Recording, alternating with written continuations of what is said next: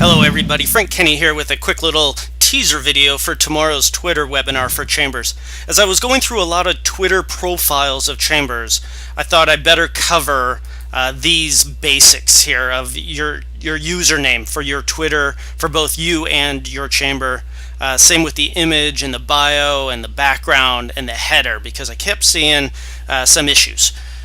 So this is where you go to set your account username, and you can see in the center there I am Frank Kenny. So my URL is twitter.com/Frank Kenny, and if anybody wants to tag me, it's @Frank Kenny.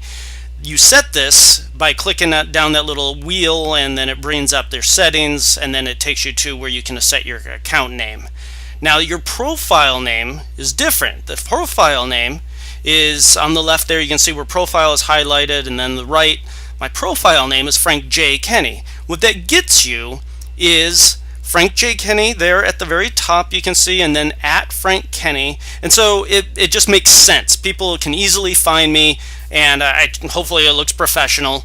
And then there's my bio there that, it's professional. It talks about Chambers, but it's also human. I love dogs. I put it in there. I love being of service. I'm a Zig Ziglar fan. So it's a mix of business and professional and human. I went to several other chamber professionals, and like here with Jessica Cunningham from the Tahoe Chamber of Commerce, and she knows I'm going to talk about her. She offered to allow me to share her stuff. You can see the name is great, and the bio is really good, but her username is probably something she chose back 4 or 5 years ago when she signed up for Twitter, and maybe she hasn't changed it since, but it just doesn't tie together really well with her profile name. Here's a chamber, the Peking Chamber. Great job with their username, great job with their profile name, great job with the logo, great job with the bio. The background image, though, is from Christmas time, I think. I'm pretty sure those are Christmas lights, so it needs updated. This one from Matt Vota, chamber guy. It's very human. There's his kids in the header image. That's great, and I love that. And he's a husband and a dad and a son and a brother and a chamber director. And he's kind of fun. He only gets paid for one, so all of that is great. It's that background image. Just seems kind of chopped. I didn't chop this. This is how it really looks. So I would update that if I was you, Matt. And then at the Perry County Chamber, same kind of thing. It got cropped because Twitter kind of has its own rules. I always send these things out to a graphic designer, or if you're blessed to have a graphic designer on staff, this really needs the touch of somebody like that. Here's some pretty darn good ones. Annette Medlin, she used the standard background that comes when you sign up to Twitter, so that looks good. That's fine. And the white font on the black background, very clean, very professional. Everything about it is very good. So good job, Annette.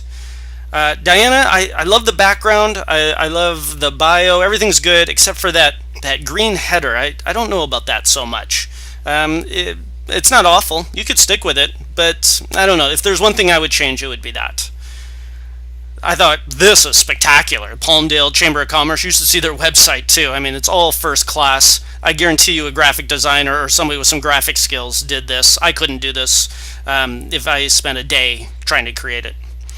Same thing here with the Greater Lexington, South Carolina Chamber of Commerce. Very, very pro. Great graphic design, great presentation. And then here's the last one, the Knoxville Chamber. Obviously sent this out to a graphic designer, or they have one on staff. So first class, really shows their professionalism. Well, I could go on and on with tactics and various other things. I hope you tune into the free webinar tomorrow.